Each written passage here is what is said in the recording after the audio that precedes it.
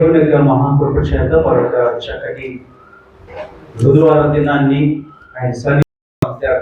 చూడండి, సమయంలో మొదటి గ్రంథము 12వ అధ్యాయము 22వ వచనాన్ని చూడండి. యెహోవా మిమ్మును తనకు జనముగా చేసుకొనుటకు ఇష్టము కలిగి ఉన్నాడు. తన ఘనమైన నామము నిమిత్తము తన జనులను ఆయన విడనాడు. ఏంటంట? జనులను అది ఏం చేస్తున్నాడట? జనముగా చేసుకున్నాడు. ఇష్టపడుతూ ఉన్నారు. అంతేకాదు అంటున్నారు, తన ఘనమైన నామము నిమిత్తము తన జనులను ఆయన విడనాడు. దేవుడి మనసును మనం జ్ఞాపకం చేసుకోవాలి. యెహోవా మిమ్మల్ని తన ఇలా చేసుకున్నాడట, జనముగా చేసుకున్నట్టు ఇష్టము కలిగి ఉన్నాడు. అంటే ఇంతగా నన్ను ఇష్టపడుతున్నప్పుడు ఆయన మనం విడిచిపెట్టేస్తారా? ఖచ్చితంగా విడిచిపెట్టరు. దినాన్ని ఆ మాటలు మనం ఖచ్చితంగా మనము నమ్మాలి. అదే ఇశ్రాయేలు ప్రజల్ని దేవుడు ఇష్టపడుతున్న వారుగా మనము ఆ లేఖనాలను బట్టి జ్ఞాపకం చేసుకుంటూ వచ్చినాం కదా. ఎంతమంది ఉన్నారు? చాలా కదా. వాళ్ళు మంచి గుణలక్షణాలు ఉన్నాయి, లేకపోతే వాళ్ళు ఫలానా కదా, అందంగా ఉంటారు కదా, అందుకని దేవుడు వాళ్ళు ఇష్టపడుతున్నారు అనే ఆలోచనలు కూడా మనకు రావచ్చు. దాన్ని కూడా మనం జ్ఞాపకం చేసుకుంటే ద్వితీయోపదేశకాండము 7వ అధ్యాయము 6-7 వచనాలు చూడండి. నీవు నీ దేవుడైన యెహోవాకు ప్రతిష్ఠ జనము. ఈ దేవుడైన యెహోవా భూమి మీద ఉన్న సమస్త జనముల కంటే ఇది ఎక్కువగా ఇచ్చి నిన్ను తనకు స్వకీయ జనముగా ఏర్పరచుకొనెను. 7 మీరు సర్వజనుల కంటే విస్తార జనమని యెహోవా మిమ్మల్ని ప్రేమించి ఏర్పరచుకొనలేదు. సమస్త జనముల కంటే కదా. అందుకే మనం ఏమనుకున్నాం? ఎక్కువ మంది కదా అనుకున్నాం. కానీ ఆయన ఏమంటున్నారు? అయ్యా మీరు అందరికంటే తక్కువే కదా. నిజమే కదా. ప్రపంచంలో అన్ని దేశాలు ఉంటున్నప్పుడు వీళ్ళ దేశము, ఇశ్రాయేలు దేశం చాలా చిన్నగానే మనకు అనిపిస్తూ ఉంటుంది. దేవుని మాటను జ్ఞాపకం చేసుకుంటూ వచ్చినాం. చిన్న దేశమైనా నేను నిన్ను ప్రేమిస్తున్నాను కదా, నేను ఎన్నుకున్నాను కదా, నిన్ను నేను ఎలా విడిచిపెట్టేసుకుంటాను అనే మాటను ఆయన జ్ఞాపకం చేస్తూ వచ్చినారు. అందుకే ఆ మాట జ్ఞాపకం చేసుకుంటున్నాం. యెహోవా మిమ్మల్ని తన జనముగా ఏం చేసుకున్నాడంట? ఇష్టపడ్డారు, చేసుకోవడానికి ఇష్టపడుతున్నారు కదా. తన ఘనమైన నామం నిమిత్తము తన జనులను ఆయన విడనాడునా ఆయన విడిచిపెట్టేవాడు కాదు. ఎందుకు? వీళ్ళు అందంగా ఉన్నారనో, ఎక్కువ మంది ఉన్నారనో, బలం కలిగిన వాళ్ళనో, జ్ఞానం కలిగిన వాళ్ళనో కాదు. ఈ మాటలను బట్టి చూస్తా ఉంటే మీరు ఎక్కువ మంది ఏం కాదు కదా, అయినా నేను మిమ్మల్ని ఇష్టపడుతున్నాను అనేక విషయాన్ని ఆ మాటలు బట్టి మనం జ్ఞాపకం చేసుకుంటూ వచ్చినాం కదా. ప్రపంచంలో అనేకమైన దేశాలు ఉంటుండగా ఆయన ఒక్క దేశంనే మటుకే ప్రజల్ని ఆయన ఏం చేస్తున్నారా?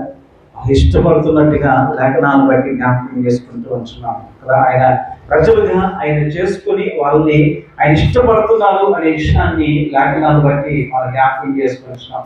ఈ రోజు కూడా దేవుడు ఇశ్రాయేలు ప్రజల్ని తన బిడ్డలుగా చేసుకోవడానికి ఎలా ఇష్టపడుతున్నారో ఈ రోజు నిన్ను కూడా తన బిడ్డగా చేసుకున్నారు కనుక నిన్ను కూడా ఏం చేయాలంటే ఎప్పటికీ ఇక్కడ విడిచిపెట్టరు అనే మాటని జ్ఞాపకం చేసుకుంటున్నాం. యేసుక్రీస్తు ప్రభువారు సువార్తల్లో అంటారు, మీరు నన్ను ఎన్నుకోలేదు కానీ నేనే మిమ్మల్ని ఎన్నుకున్నాను, లేకపోతే ఏర్పరచుకున్నాను. మీరు నన్ను ఏర్పరచుకోలేదు కానీ నేనే మిమ్మల్ని ఏర్పరచుకున్నాను అనే మాట మనకు జ్ఞాపకం ఉంటుంది. ఈ దినాన్ని మనం అర్థం చేసుకోవాలి కదా. ఆయన చక్కటి ప్రేమని మనం జ్ఞాపకం చేసుకోవాలి. ఆయనే మనల్ని ఎన్నుకున్నట్టుగా, ఆయనే మనల్ని ప్రేమిస్తున్నారు, ఆయనే మనల్ని కోరుకుంటున్నారు. అలా కోరుకుంటున్న ఆయన, ప్రేమిస్తున్న ఆయన మనం విడిచిపెడతారా? ఎప్పటికీ కూడా విడిచిపెట్టరు. కానీ మనమేమంటా ఉంటాము? దేవుడు నన్ను విడిచిపెట్టేశాడేమోనండి. గడిచిన 6 నెలలు ఏదో అనుకుంటున్నాం, కానీ 6 నెలలు కూడా ఆయన లేకపోతే మనం ఏమవుతాం? ఈ దినాన్ని కూడా మనము దేవుని మాటలు జాగ్రత్తగా మనం జ్ఞాపకం చేసుకోవాలి కదా. దేవుడు నిన్ను ఇష్టపడుతున్నారు అనే విషయాన్ని జ్ఞాపకించుకోవాలి. ఎవరు ఇష్టపడుతున్నారు? నేను దేవుడే నిన్ను ఇష్టపడుతున్నారు. నువ్వు దేవుడిని ఇష్టపడటం కాదు, మనం దేవుడిని ఇష్టపడటం కాదు, దేవుడే మనల్ని ఇష్టపడుతున్నారు కనుక ఆయన మనల్ని ఎప్పటికీ కూడా విడనాడు అనే విషయాన్ని మనం జ్ఞాపకం చేసుకోవాలి. ఎందుకు విడనాడు అని అంటే అందరికి ఏమని చదువుకున్నాము, తన ఘనమైన నామము నిమిత్తము తన ప్రజలను ఆయన విడనాడు. ఆయన ఘనమైన నామమును బట్టి ఆయన్ని ప్రేమిస్తున్నారని చెప్పాడు కనుక ఇప్పుడు ఆయన ఏమన్నా మధ్యలో విడిచిపెట్టేశాడు అనుకోండి, ఆయన ఘనమైన నామం అవుతుంది ఆయన్ని. కనుక దాని గురించి అయినా ఏం చేయడు, ఆయన ఎప్పటికీ కూడా విడిచిపెట్టారు అనే మాట మనం జ్ఞాపకం చేసుకోవాలి. అందుకే అందరిగా జ్ఞాపకం చేసుకుందాం కదా. చాలా మంది మనకి ఆ ప్రామిసెస్ చేస్తూ ఉంటారు, నేను ఎప్పుడు విడిచిపెట్టను, మీతో ఉంటాను అని రకరకాల వాగ్దానాలు ప్రామిసెస్ వింటాము. అలా చెప్పిన వాళ్ళు ఎవరు కూడా నిలబెట్టుకున్న వాళ్ళు మనకి కనిపించరు. కానీ యేసయ్య నేను విడువను ఎడబాయను అని చెప్పిన ఆయన ఎప్పటి వరకుని, నువ్వు ఆయనతో ఉన్నంత కాలమా, భూమి మీద ఉన్నంత కాలమేనా కాదు, పరలోకానికి నువ్వు వచ్చే వరకు ఆయన ఇంటికి ఆయన మళ్ళా తిరిగి ఆ ఇంటికి వచ్చే వరకు కూడా ఆయన ఏం చేయాలట, విడిచిపెట్టాడు. కానీ మనమేమనుకుంటాము, అబ్బాయి లేదండి. అందుకని అందరికి జ్ఞాపకం చేశారు. ఇశ్రాయేలు ప్రజలు ఏమన్నా ఎక్కువ మంది జనాంగమా కాదు, ఇది తక్కువ మందే కదా, ఆయన నేను మిమ్మల్ని ఇష్టపడుతున్నాను. దాన్ని మనందరం కూడా జ్ఞాపకాన్ని ఉంచుకోవాలి. ఇశ్రాయేలు ప్రజలు అరణ్యంలో ప్రయాణమై వెళుతూ దేవునికి అయిష్టమైన మాటలు, దేవునికి కోపాన్ని అవి కలిగించినప్పుడు దేవుడు ఏమంటారంటే మోషే తోటి, మనందరికీ తెలిసిన మాట, మోషే కాస్త పక్కకి నిల్చో, వీళ్ళ సంగతి ఏంటో చూస్తాను. అర్థమే భాషలో చెప్తున్నాను, ఇవి కాస్త పక్కకి నిల్చుంటే వీళ్ళ సంగతి ఏంటో చూస్తాను అని మోషేకి చెప్తే మోషే ఏమంటారు, అయ్యా నువ్వు అలా చేసావు అనుకో, అన్య జనుల మధ్యలో నీ నామం ఏమైపోద్ది కదా. ఎందుకు అని అంటే, ఇదిగో వాళ్ళ దేవుడు కనాను దేశాన్ని తీసుకెళ్తానని చెప్పాడు, కనాను దేశాన్ని కూడా తీసుకెళ్లకుండా మధ్యలోనే ఎలా అయిపోయిందంటే వాళ్ళ దేవుడు పెద్ద గొప్పడు కాదయ్యా అని నీ నామానికి అవమానం వస్తుంది అని అక్కడ జ్ఞాపకం చేయడాన్ని మనం చూస్తూ ఉంటాం. దాన్ని మనం కూడా అదే జ్ఞాపకం చేసుకోవాలి. నీవు దేవుని చేత ఎన్నుకోబడిన బిడ్డగా, అంటే దేవుని చేత ప్రేమించబడిన బిడ్డగా, సొసైటీలో నీకంటూ గుర్తింపు ఎవరు మనం దేవుని బిడ్డలని అని కదా. అలాంటప్పుడు దేవుడిని విడిచిపెట్టేశాడు అనుకో, ఎవరికి అవమానం, దేవునికి అవమానము. కనుక అందుకే జ్ఞాపకం చేస్తున్నా, ఆయన ఘనమైన నామాన్ని బట్టి ఆయన ఎప్పుడు కూడా విడనాడు, ఆయన ఎప్పుడు కూడా విడనాడు అనే మాట మనం జ్ఞాపకం చేసుకుంటున్నాం. హెజ్కేలు గ్రంథము 36వ అధ్యాయము 22వ వచనాన్ని చూడండి. 36:22. కాబట్టి ఇశ్రాయేలులకు ఈ మాట ప్రకటన చేయము, ప్రభువు యెహోవా సెలవిచ్చినది ఏమనగా, ఇశ్రాయేలులారా మీ నిమిత్తం కాదు గాని అన్యజనుల్లో మీ చేత దోషము నొందిన నా పరిశుద్ధ నామము నిమిత్తము నేను చేయబోదాన్ని చెయ్యదును. అర్థమైందా? ఆయన చెయ్యాలనుకున్నది ఏదో ఆయన చేస్తాడట. ఎందుకు? అన్యజనుల్లో అవమానపరచబడడం, ఆయన నామానికి అవమానకరమైన పేరు రావడం ఆయనకి ఇష్టం ఉంటుంది కనుక ఆయన చేయాలనుకుంది ఖచ్చితంగా చేస్తాడు. అంటే ఆయన చేయాలనుకుంది చేస్తానంటున్నప్పుడు నేను విడిచిపెడతారా? ఎప్పటికీ కూడా విడిచిపెట్టరు అనే విషయాన్ని మనం జ్ఞాపకం చేసుకొని మనం జాగ్రత్తగా గుర్తుపెట్టుకోవాలని మాట మీకు జ్ఞాపకం చేస్తా వచ్చినాం కదా. ఆయన ఘనత కొరకు దేవుడు కదా ఖచ్చితంగా కొన్ని కార్యాలు చేస్తూ ఉంటాడు. ఆయన ఘనత కొరకు కొన్ని కార్యాలు ఆయన చేస్తూ ఉంటాడు. అవి దినాన్ని మనం జ్ఞాపకం చేసుకోవచ్చు. అది పేతురు యేసుక్రీస్తు ప్రభువుతో ఉండవలసిన వాడే, కానీ ఏం చేశాడు, నేను నీతో ఉండలేనయ్యా అని చెప్పి ఏం చేశాడు, చేపలు పట్టుకోవడానికి వెళ్ళిపోతే యేసయ్య నా పాత పాలు నాకు ఇంకా 11 మంది ఉన్నారులే అనుకున్నాడా? అనుకోలేదు. ఏమన్నాడు, వెతికి పేతురు దగ్గరికి వెళ్ళి అక్కడ చేయవలసిన అద్భుత కార్యం ఏదో చేసి మళ్ళా పేతుర్ని తిరిగి అపోస్తుల సంఖ్యలో ఆయన పెట్టుకొని ఆత్మాభిషేకం ఇచ్చి ఆత్మపూర్ణులుగా చేసి కదా ప్రథమ అపోస్తులుగా ఆయన ఏం చేశారు, ఆయన ఆశీర్వదించిన విధానాన్ని మనం చూస్తున్నాం. అంటే ఒకసారి ఆయన ప్రేమించిన తర్వాత మళ్ళా ఆ వ్యక్తిని విడిచిపెట్టడం అనేది జరగదు అనే విషయాన్ని జ్ఞాపకం చేసుకుంటున్నాం. మనల్ని కూడా దేవుడు ఎప్పుడు కూడా విడిచిపెట్టరు అనే మాటని మనం జ్ఞాపకం చేసుకోవాలి. అప్పుడు మనకి డౌట్లు కూడా వస్తూ ఉంటాయి, నేను ఇంత చెడ్డవాడిని కదా, ఇంత చెడ్డదాన్ని కదా, నన్ను కూడా అంటే అవును నేను కూడా ఎంత చెడ్డదాన్ని పోయినా ఎంత చెడ్డవాడు పోయినా ఎట్లాంటి వాడు పోయినా ఆయన ఏం చేస్తారు అంటే విడిచిపెట్టడం. అంటే ఆయన ప్రేమిస్తున్నారు కదా. తప్పు చేస్తాము, ఓకే, తిడతారు, కొడతారు, కానీ ఏం చేయడంట? విడిచిపెట్టడు. కానీ ఏం చేయడం ఆయన? విడిచిపెట్టడు. ఈ మాటలు మనము జాగ్రత్తగా జ్ఞాపకం చేసుకోవాలి. చూడండి, విలాపవాక్యాల గ్రంథము 3వ అధ్యాయము 31, 32 వచనాలు చూడండి.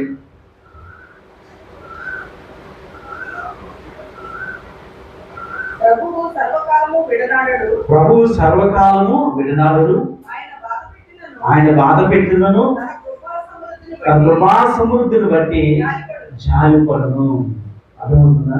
ఆయన ఘనమైన నామమునకు నిమిత్తము ఏ ఉపకారములు అయితే ఆయన నీ జీవితంలో చేయాలనుకున్నారో ఎన్ని చేయడం కొరకు దేనైనా సహిస్తాడు. నిన్ను విడిచిపెట్టుకోవడానికి మటుకు ఆయన ఏం చేయడం అస్సలు ఇష్టపడడు. కావాలంటే 2 దెబ్బలు కొడతాడు కదా, 2 దెబ్బలు కొడతాడు, అయినా కూడా నేను ఏం చేయడట? విడిచిపెట్టాడు. అందుకే అంటున్నాడు భక్తుడు, ప్రభు సర్వకాలము విడనాడు ఏంటంట?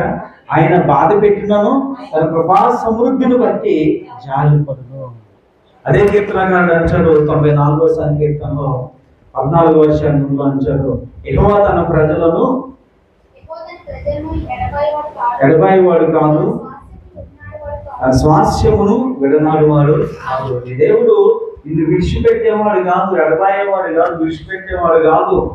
దినాన్ని మనందరం కూడా జ్ఞాపకం చేసుకోవాలి. ఈ దేవుడు ఎప్పుడు కూడా నిన్ను విడనాడడు, ఎప్పుడు కూడా నిన్ను విడనాడు.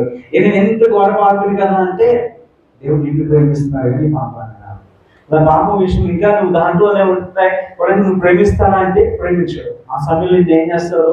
గర్దిస్తాడు, శిక్షిస్తాడు. ఆయన చేయవలసిన కార్యం ఏదో చేసి దాని నుంచి దూరపరుచుకొని ఆయన దగ్గరగా చేర్చుకోవడానికి ఖచ్చితంగా ఆయన చేయవలసిన ప్రయత్నం చేస్తాడు. అర్థమవుతుందా? అంతేగాని పాపం చేశారు కదా, మాటలు తప్పు చేశారు కదా అని దూరం పెట్టేసే దేవుడు కాదు. ఎందుకంటే ఆయన దేవుడు కనుక మంచిలాంటి స్వభావం ఉంది. మనమైతే ఏం చేస్తాం? ఎంత పాపం వస్తుందో మాట్లాడాలి. ఇల్లు దొక్క ఏం తప్పు మళ్ళా చెప్పాలి. కోపం వచ్చిందని దాంతో గొడవ పెట్టుకున్నాం అనుకోని ఏమంటాం? మళ్ళా ఈ గడప ఒక్కనంటే ఒక్క అది అవతల మళ్ళా మనకి ఏదైనా ఇచ్చారనుకోండి, అది మనకి ఇష్టం అనుకోండి, అయ్యో మాట్లాడాలని అంటూ ఉంటాను అని కదా. కానీ దేవుడు ఎప్పుడన్నా అలా అన్నాడా? ఎప్పుడన్నా నేను విడిచేస్తున్నాను, ఇక నువ్వు నా వద్దు తోసే అని అన్నాను ఎప్పుడన్నా? ఎప్పుడు అలా అనుంటే భూమి మీద ఉంటుందా? మన ఎవరు కూడా బ్రతికేవాడు, మన ఎవరికి కూడా ఆయన దగ్గరికి వెళ్ళే అర్హత కూడా ఉండేది కాదు. ఎందుకంటే మనం ఏంటన్నది మనకే బాగా తెలుసు. అలాంటప్పుడు దేవుడి ప్రేమని ఒకసారి మనం జ్ఞాపకం చేసుకోండి. ఆయన నిన్ను విడనాడేవాడు కాదు. ఆయన బాధ పెట్టినను తన కృపా సమృద్ధిని బట్టి జాలి పడును. ఖచ్చితంగా జాలి పడతాడు. ఎందుకు అని అంటే ఆయన నామాన్ని బట్టి నీ జీవితంలో ఏది ఉపకారాలు చేయాలని ఆయన ఫిక్స్ చేసుకున్నారో ఎన్ని చేయాలి అని అంటే ఏం చేయాలి?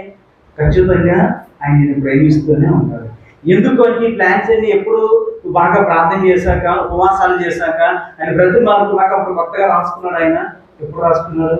జగత్తున్నది వేగి పడక ముందే, తల్లి గర్భంలో ఉరుకు పడక మునిపే దేవుడు మనందరి గురించి రాసి పెట్టేసుకున్నారు. అవి జరగాలి అంటే ఈ మధ్యలో అటు ఇటు డ్యాన్స్ చేసి అటు ఇటు తిరిగేసి ఇలా వస్తున్నా కూడా ఆయన ఏం చేస్తాడు? నేను ఎప్పుడు విడిచిపెట్టాడు, సహిస్తాడు.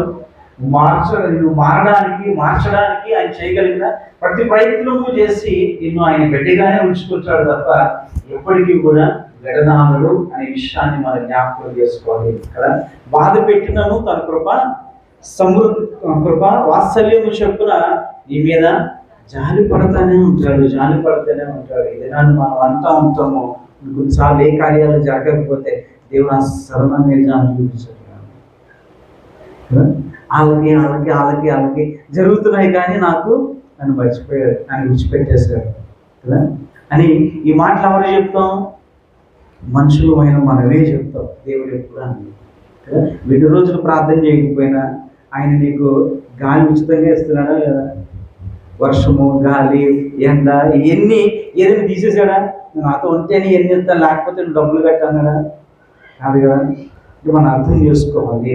దేవుడు మనల్ని ఎంతగా దేవుడు మనల్ని ప్రేమిస్తున్నారు అనే విషయాన్ని మనం జ్ఞాపకం చేసుకోవాలి. దావీదు తప్పు చేయలేదా? చేశాడు. దేవుడు పట్టలేదా? దెబ్బ కొట్టాడు. బుద్ధి వచ్చేటట్లుగా చేశాడు. ఆ తర్వాత మళ్ళా ఏం చేశాడు?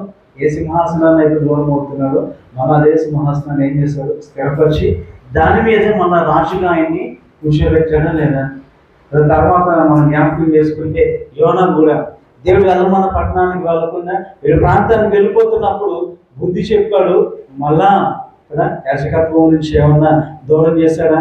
ఏమీ చేయాల. ఆయన పని ఆయన చేయించుకున్నాడు. ఏదైనా మనం చేయడం కూడా అంతే. నువ్వు తప్పు చేస్తామో, పొరపాట్లు జరిగాను, నువ్వు విడిచిపెట్టేసే దేవుడు కాదు. దిగాల్సిన ఆయనకి అందమైన నామం నాకు మహిమ కలిగినట్లుగా నేనేం చేస్తాడా? ఎప్పటి నుంచి విడిచిపెట్టడం కదా. రాబోయే ఈ 6 నెలల్లో ఏమైనా ఉంటాము ఇప్పుడు అనుకుంటాం కదా, దేవుడు అండి అనుకుంటాం. కానీ ఇప్పుడు ఎలా ఉంటుంది? దేవుడు అసలు నేను ఏం చేయాలట? విడిచిపెట్టదు అన్నప్పుడు మీ జీవితం ఎలా ఉంటుంది? సురక్షితంగానే, సంతోషంగానే, హ్యాపీగానే ఉంటుంది. ఎందుకు అంటే మనం ఎవరి చేతిలో ఉన్నాము, ఎవరు పట్టుకొని ఉన్నారు మనల్ని, ఎవరు విడిచిపెట్టలేదు మనల్ని అన్నది మనం జ్ఞాపకం చేసుకోవాలి. వస్తున్నాయి అన్నీ కూడా అన్ని మంచి రోజులు అంటున్నారా? వార్తలు వింటుంటే, కథలు చెప్తుంటే ఏం తెలుస్తుంది? వచ్చాయి అన్నీ కూడా చెడ్డ రోజులే, అన్నీ పెరిగిపోయాయి, అన్ని నష్టాలే, కరువులు, ఇబ్బందులు, భూకంపాలు ఇవే వినిపిస్తున్నాయి.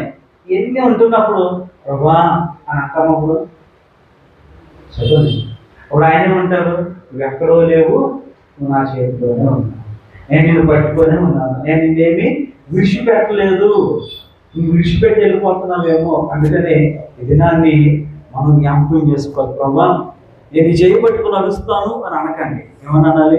నువ్వే నా చేయి పట్టుకొని నన్ను నడిపించు. ఎందుకంటే మనకి ఇష్టం ఉన్నంత సేపు మనం బాగానే పట్టుకుంటాం చేయాలి.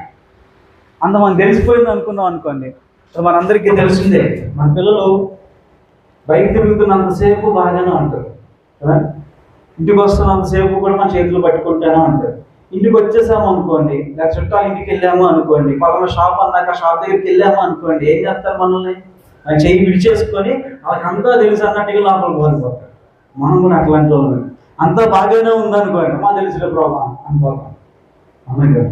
అది ఆయన అనుకోండి, ఎప్పుడు చేయబట్టుకునే ఉంటాడు, ఎప్పుడు సురక్షితంగానే ఉంటాము, ఎప్పుడు ఏ ఇబ్బంది ఆటంకాలు మనకి ఉండవు అనే విషయాన్ని కూడా మనము చాలా జాగ్రత్తగా జ్ఞాపకానికి పెట్టుకోవాలి అనే మాట జ్ఞాపకం చేస్తున్నప్పుడు ఈ ప్రపంచంలో ఎవరు నిన్ను విడిచినప్పటికీ నువ్వు ఆరాధిస్తున్న ఏసేయబడి నేను ఎప్పుడు కూడా విడిచిపెట్టరు అనే విషయాన్ని ఖచ్చితంగా జ్ఞాపకానికి తెచ్చుకోవాలి. నీ మీద అనుకుంటున్న ప్రేమని ఆయన కనపరుస్తూ ఉన్నాడు. ఆయన ఘనమైన నామం నిమిత్తము తన ప్రజలను ఎడబాటు వాడు కాదు. తన ఘనమైన నామానికి మహిమ కలిగినట్లుగా ఆయన ఎప్పుడు నీకు మంచిగా చేస్తాను.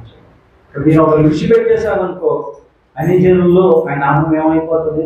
దూషింపబడుతూ ఉంటుంది, అవమానం వస్తుంది. కనుక ఎప్పటికీ కూడా నిన్ను విడిచిపెట్టరు అనే విషయాన్ని జ్ఞాపకం చేసుకోవాలి. ఒకవేళ నీవు అనుకుంటున్నావు దేవుడు నన్ను విడిచిపెట్టేశాడు,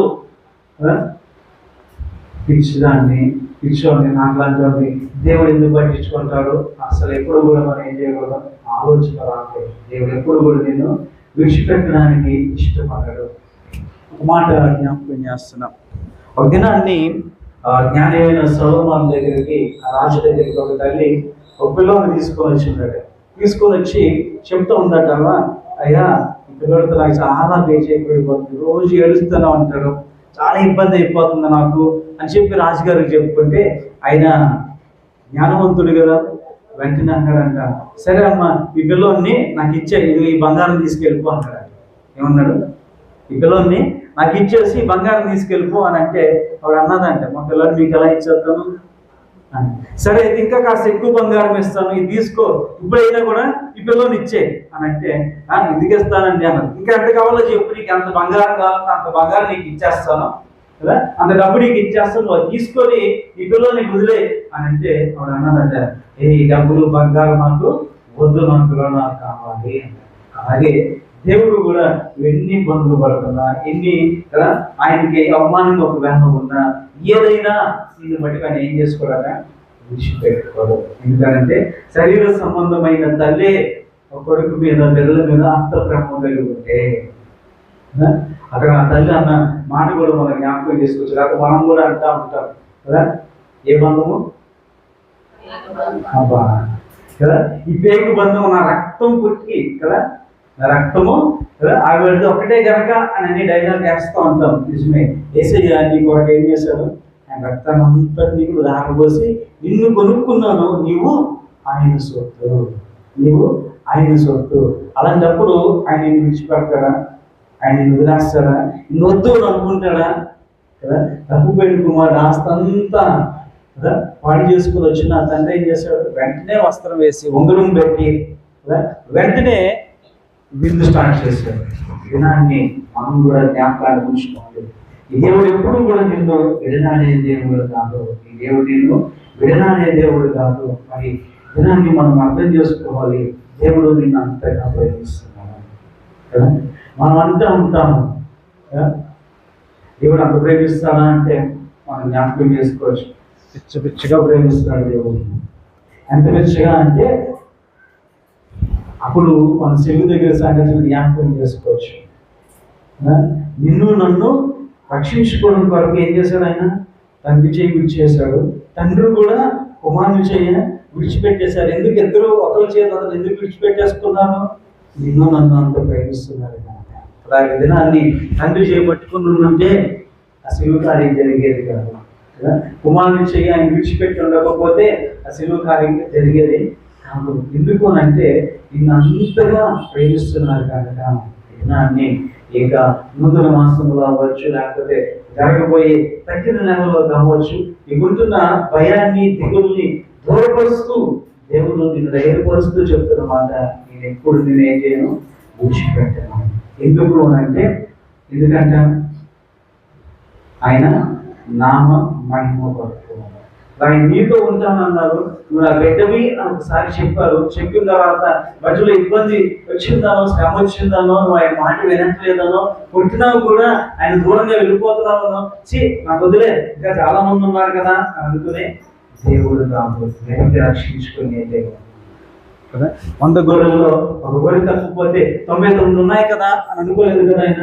ఏమన్నాడు, ఆ తప్పిపోయిన ఒక్కదాని కొరకు వెతికి దాన్ని ఎక్కడికి తీసుకున్నాడు, మళ్ళీ చెప్పండి, మెల్ల మీద తీసుకొచ్చింది దేవుడు. అంటే నువ్వు తప్పిపోతే నీకోసం వెతికే దేవుడు, నిన్ను ఎలాగైనా రక్షించుకునే దేవుడు. అందుకే అందరిని జ్ఞాపకం చేశాడు.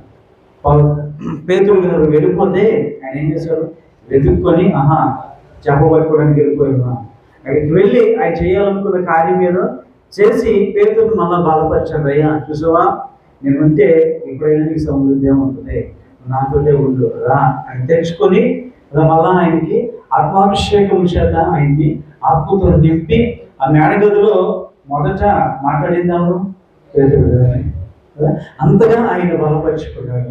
అందరిలో మొదట పారిపోయినాడు ఈయనే కదా. వెళ్ళిపోయిన మళ్ళా తెచ్చుకున్నాను.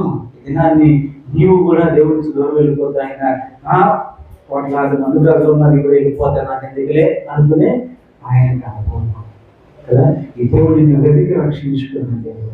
అంతగా నిన్ను ప్రేమిస్తుంటే నువ్వు ఆయన ప్రేమను ఏం చేస్తాను కదా అర్థం చేసుకోక దేవుడు నన్ను విడిచిపెట్టేశాడు. మమ్మల్ని పట్టించుకుంటే ఇన్ని నెలల నుంచి ప్రార్థన చేస్తుంటే, ఇన్ని వారాల నుంచి ప్రార్థన చేస్తుంటే, ఇన్ని ఉపవాసాలు ఉంటుంటే ఇంకా చెప్పకూడదా, నాకు నమ్మలేదు. నిజమే, ఇబ్బంది ఉంది, కష్టం ఉంది, ఏమన్నా తక్కువ అవుతుందా? 3 పూట్ల తింటున్నాంగా, అవునా కదా. తిండికి ఏమైనా తక్కువైందా? పోనీలే, ఒక పూట తక్కువైందా అనుకోవచ్చు. ఒక పూట తక్కువ అవడం వల్ల అనారోగ్యం ఏమైనా వచ్చిందా? పోనీలే, అనారోగ్యమే వచ్చింది. నువ్వు డబ్బులు పెట్టి కొనుక్కోలేనంత భయంకరమైన జబ్బులు ఏమైనా వచ్చినాయా? లేవుగా. దానికి పెద్ద పెద్దోళ్ళు ఉంటున్నారు, కోటీశ్వర్లు, లక్షాధికారులు ఉంటున్న వాళ్ళు ఉంటున్నారు. వాళ్ళు ఎంత డబ్బు ఖర్చు పెడతామన్నా అందుకే సింపుల్గా నీకు చెప్తా ఉంటాను ఎప్పుడు కదా. స్వీట్ స్టాల్లో మనదైతే ఎవరికి లాభం? ఆ స్వీట్ తినే ఏముండాలి, అర్హత ఉండాలి. ఆ స్వీట్ షాప్ వాడికి, క్యాష్ కౌంటర్ దగ్గర కూర్చున్న వాడికి, ఆ ఓనర్కి షుగర్ అనుకోండి, ఆ స్వీట్లు అన్నీ తింటాడా? చూసి ఆనందపడ్డాం తప్ప కొనుక్కొని వచ్చే వాళ్ళందరికీ అది చాలా బాగుంటుంది, చాలా బాగుంటుంది అని చెప్పగలరు. వీలైతే వాళ్ళు టేస్ట్ చేయడానికి ఇవ్వగలరు తప్ప ఈయన ఎప్పుడైనా టేస్ట్ చేయగలరా? టేస్ట్ చేస్తే షాప్కి రాదు. కానీ మనం చక్కగా అన్ని తినగలుగుతున్నాం. ఆయన అంత కోటీశ్వరుడు కాదు, ఆయన అంత ఆటలాంటి డబ్బున్న వాళ్ళం కాదు, కానీ చక్కగా స్వీట్ తినగలుగుతున్నాం, ఉప్పుగారాలన్నీ టేస్ట్ చేయగలుగుతున్నాం. కానీ కొంతమంది ఉంటారు కదా, ఈ దేవుడు అదే చెప్తుంటారు కదా, ఆ ఇబ్బందులు ఉన్నాయి నిజమే, కానీ ఏం తక్కువైంది నీకు, ఏం తక్కువ కదా. ఆయన ఉంటే సమృద్ధి, అది అర్థం చేసుకోవట్లేదు మనం. ఆయన మనల్ని ప్రేమిస్తున్నాడు, మనం ఆయన ప్రేమించట్లేదు. కనుకనే ఆయన ఎవరో అన్నది మనకి తెలియట్లేదు, ఆయన ఏంటి అన్నదో తెలియట్లేదు, ఆయనతో ఎట్లా మాట్లాడాలో తెలియట్లేదు కదా. ఆయన అసలు ఎవరు, ఎక్కడ ఉంటాడో, మనం ఎంత 6 అడుగుల మనిషి కదా. ఆయన ఎక్కడ ఉంటాడు, ఆకాశమైన సింహాసనం, భూమి ఆయన పాదపీఠం అయితే, ఆ పాదపీఠం కాలు పెట్టుకునే దగ్గర 6 అడుగుల మనిషి మనం. నీకు ఏదైనా అయితే ఆయన ఎందుకు స్పందించాలి? కానీ మనం ఏమంటాం, ఆయన్ని ఎలా పడితే అలా తీసుకుంటాం, ఎలా పడితే అలా కోపం చేస్తాం.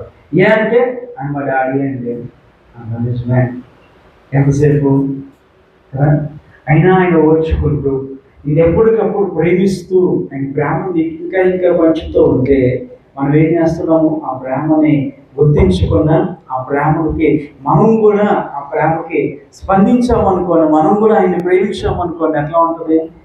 ఏదైనా కొదువుగా అనిపిస్తుందా మనకి? ఏదైనా తక్కువ అనిపిస్తుందా కదా? అందరూ ఇంట్లో ఇబ్బందులు ఉన్నాయని తెలిసి, బిడ్డలు చిన్నపిల్లలు దగ్గర నుంచి పెద్దవారి వరకు అందరూ సహకరించి, అందరూ అర్థం చేసుకొని కదా, ఆ రోజు కూర లేదని చెప్పి ఉన్న చారాన్నమే కలిసి తింటా ఉన్నారు అనుకోండి, బాగా వేస్తుందా, ఆనందంగా అనిపిస్తుందా? మా పిల్లలు అర్థం చేసుకున్నారు మమ్మల్ని, ఎంత మంచి కుటుంబమో అనుకుంటాం. అదే ఎంత బిర్యానీ తింటున్నా, ఎవరి గదిలో ఆడ తింటూ, ఎవరి కాడు నాకు ఇచ్చే నీ గదిలో తింటా, నా గదిలో తింటానని తిన్నారు అనుకోండి, 800 రూపాయలు పెట్టి బిర్యానీ తెచ్చుకున్నా తృప్తి ఏమవుతుందా? ఇప్పుడు మనం చేసేది అట్లాంటి పని. ఆయన ఇచ్చేస్తున్నప్పుడు ఆయన చూసి అబ్బా సూపర్ అని అంటున్నాం. ఏమైనా కష్టం ఇబ్బంది వచ్చింది అనుకోండి, ఆయన అర్థం చేసుకుంటున్నామా? ఆయన ఎందుకు ఇలా మౌనంగా ఉన్నారు, ఎందుకు మాట్లాడట్లేదు, నాలో తప్ప ఆయనలో తప్ప అని ఏమన్నా వెరిఫై చేసుకొని ఏమన్నా గమనించుకుంటున్నామా, తెలుసుకుంటున్నామా అంటే అది ఏం చేయట్లేదు. ఏమంటున్నాం సింపుల్గా, దేవుడిని పట్టించుకుంటున్నాం. అది జ్ఞాపకం చేస్తున్నాను. దేవుడికి ప్రామిస్ చేశారు, నేను ఎప్పుడు కూడా విడిచిపెట్టను. ఎక్కడి వరకు అంట, నువ్వు పోయే వరకు కదా, ఆయన వచ్చే వరకు కదా, ఎక్కడి వరకు, నువ్వు పర్వత రాజ్యం వచ్చే వరకు, మళ్ళా నీవు నీ తండ్రి ఇంటికి మళ్ళా నువ్వు వెళ్ళే వరకు ఆయన ఏం చేయలేక విడిచిపెట్టడు. ఏనాన్ని ఈ మాటలు జ్ఞాపకం చేసుకుంటే మనందరం కూడా ధైర్యంగా మన జీవితాల్లో మనం ముందుకు సాగాలి. భయాన్ని పక్కన పెట్టాలి, దేవుని మీద అవిశ్వాసాన్ని పక్కన పెట్టాలి, విశ్వాసంతో ముందుకు సాగాలి. దేవుడికి చెప్పాలి, ప్రభా విశ్వాసం నిలబడలేకపోతున్నానంటే ఆయన నిన్ను బాధపరుస్తాను, నిలబడలేకపోతున్నానంటే నేను ఆయన నిలబెట్టడానికి ఆయన చేయవలసిన కార్యమైన చేస్తాను. కానీ మనమేమంటాం, సరే అలా రాసిపెట్టి ఉందిలే కదా. దేవుడు ఆయన ఉద్దేశాలు ఎప్పుడు కూడా నీ ఎడల మంచి ఉద్దేశాలే తప్ప చెడ్డవి ఎప్పుడు కూడా లేవు అని బైబిల్ మనం స్పష్టంగా తెలియజేస్తుంది కదా. నువ్వు సమాజంలో నీకంటూ ఒక గుర్తింపు వచ్చింది, వీళ్ళు క్రైస్తవులు, నిజ దేవుణ్ణి ఆరాధించే బిడ్డలు, వీళ్ళు వాక్యాన్ని చదువుతారు, ప్రార్థన చేసుకుంటారు, నిజ దేవుణ్ణి ఆరాధిస్తారు అని అన్నాక ఇంట్లో శ్రమలు, ఇబ్బందులు, కష్టాలు కదా, అవమానాలు ఇవన్నీ వచ్చినాయి అనుకోండి, అందరూ ఏమంటారు, ఎంత తప్పు చేసేస్తుందో, ప్రార్థన చేసేస్తుందో తగిలిపోతూ ఉంటుంది. కానీ ఎప్పుడు చూసినా అంటే ఆయన నామానికి భయం వస్తుందా, అవమానం వస్తుందా? ఎన్ని చూస్తున్నా ఆయన ఏం చేస్తారు? అప్పుడు నీకు చేయవలసిన కార్యం ఏదో చేస్తారా, చేయను అంటే నువ్వు సమాజంలో అంటే దేవుడు ఈ ప్రాంతంలో మనం గుర్తుపెట్టుకోవాలి, నిన్ను ఎన్నుకున్న దేవుడు నిన్ను అవమానపరుస్తారా? అవమానపరచడు. నువ్వు చేసిన ప్రార్థన ఆలకించడా? ఖచ్చితంగా జవాబు ఇచ్చే దేవుడే. ఎందుకంటే ఆయనే నిన్ను మొదటిగా ప్రేమించాడు. నువ్వే ఆయన్ని ప్రేమిస్తే ఎలా ఉంటుంది? వేరే దేవుడు. కానీ మనం ఏం చేస్తున్నాం? అవసరమైనప్పుడు ప్రేమిస్తున్నాం, అవసరం లేనప్పుడు వదిలేస్తున్నాం. కానీ దేవుడు అలా చేస్తున్నాడా? ఎప్పుడు నిన్ను పట్టుకునే అన్నాడు. అందుకే ఆయన అంటున్నాడు కదా, ఈ దేవుడు నిన్ను విడనాడేవాడు కాదు, అసలు విడిచిపెట్టాడు. ఆయన ఈ దినాన్ని నుంచి ఈ మాటలు వింటున్నా, నేర్చుకున్న మనం కూడా ఏం చేయాలి? ఆయన అసలు ఎప్పుడు విడిచిపెట్టుకున్న ప్రభా నువ్వు నన్ను చేపట్టుకున్నాను, నేను నీ చెయ్యి అంతే గట్టిగా పట్టుకుంటా ముందుకు సాగుతాను, ముందుకు వెళ్తూ ఆయన విడనాడే దేవుడు అని ఆ ప్రేమను అర్థం చేసుకున్న మనము ఆయన ప్రేమిస్తూ ముందుకు వెళ్తూ ఆశీర్వాదాలు పొందుతాం. అట్టి కృప దేవుడు మనందరికీ అనుగ్రహించును గాక. ఆమేన్.